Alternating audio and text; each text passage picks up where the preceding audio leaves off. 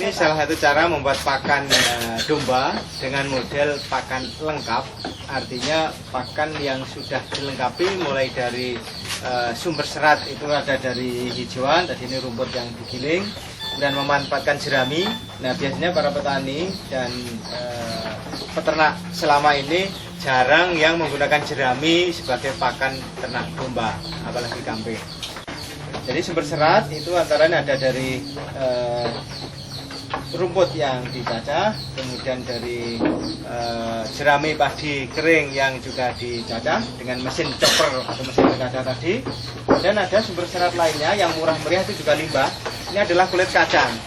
Kulit kacang ini limbah yang biasanya dibuang dan ini enggak banyak dipakai, tapi biasanya hanya dibakar. Nah, tapi ini kita manfaatkan, ya. Ini sebagai sumber energi. Di sini kita memanfaatkan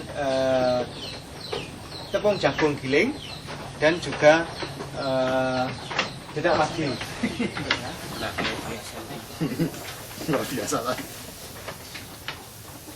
Ini salah satu teknologi yang mudah, ya, mempunyai nilai nutrisi yang cukup tinggi karena memanfaatkan limbah-limbah tadi, dan ini dengan teknik fermentasi.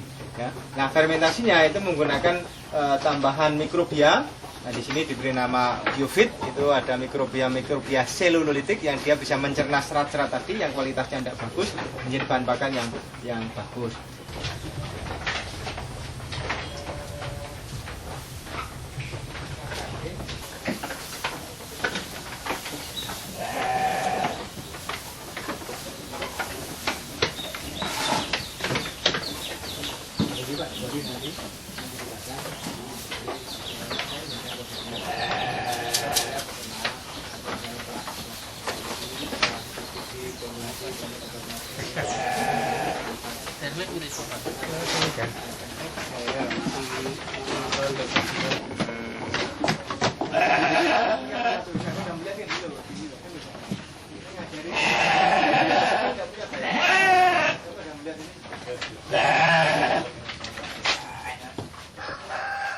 Untuk kaitannya dengan ternak ini, sebelumnya saya itu kan peternak tradisional.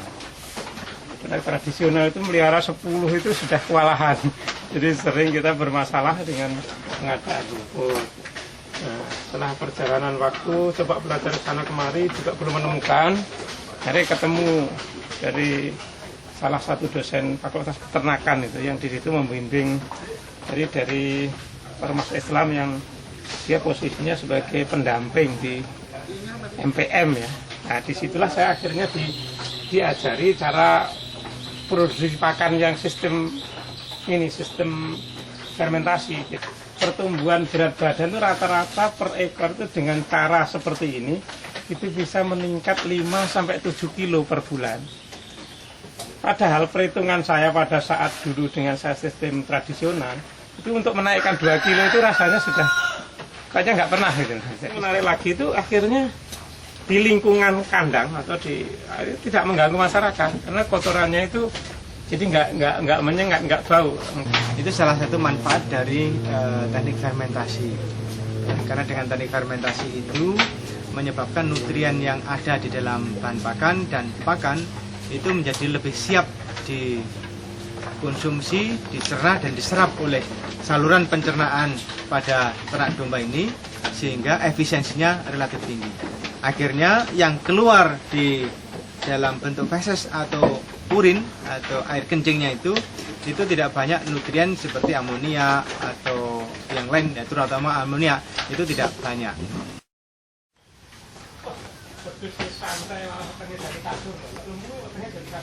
Jadi di kandang ini kita bikin miring supaya semua kotoran itu turun ke bawah. Nah, terus yang paling pinggirnya kita bikin bentuk kalen, parit seperti ini. Arahannya untuk mengalirkan air kencing kepada di dalam drum-drum yang sudah kita persiapkan.